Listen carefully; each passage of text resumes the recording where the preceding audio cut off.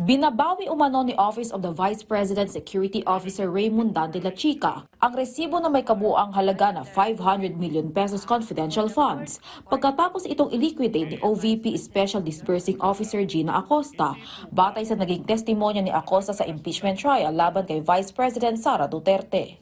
Kinuha na po niya, Your Honor, kasi nakaliquidate naman po kami, Your So wala Honor. na po sa kamay nyo, nasa kamay na po niya. Wala na po sa akin, Your Honor. At ganyan din po ang ginawa nyo sa taong 2023, dun sa tatlong 125. Pagkatapos niya, binigay niya yung pera, pinirmahan niya yung resibong tinanggap niya. Pagkatapos niya magbigay ng fund liquidation report at na-liquidate nyo at na-submit nyo na sa COA, kinuha na rin niya yung resibo. At wala po kayong kopya.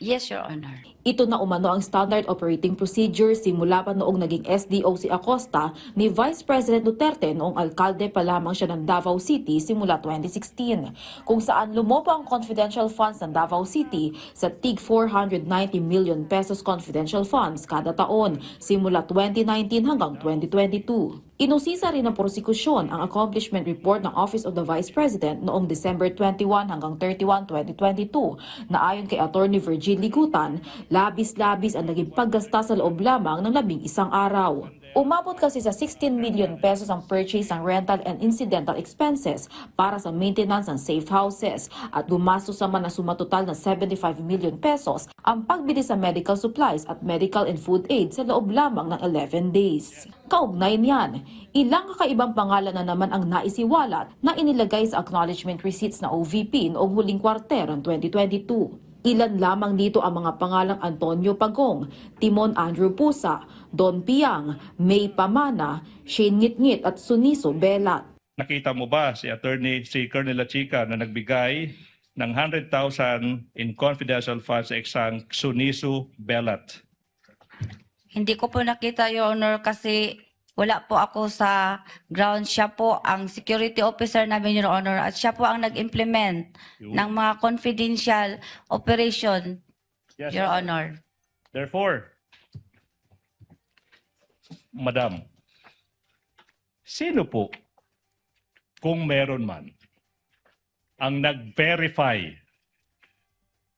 na totoo, sakto, legal lahat ng ginawa ni Colonel La Chica?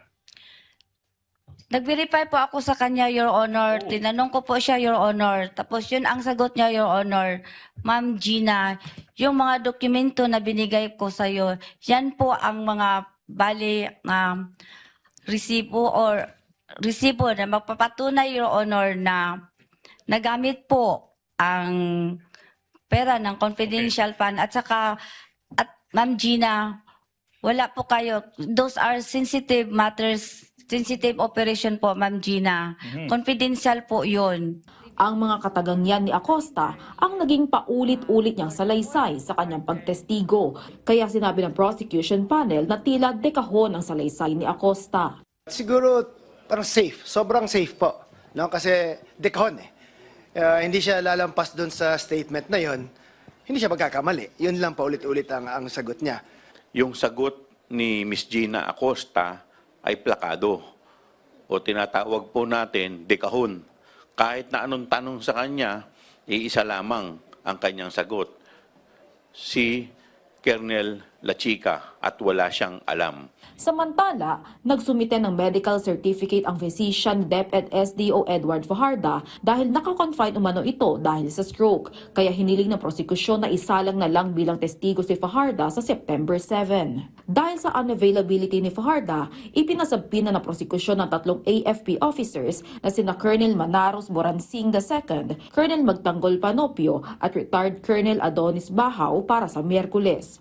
Susunod namang sasalang bilang testigo si OVP Assistant Chief of Staff Attorney Limuel Ortonio.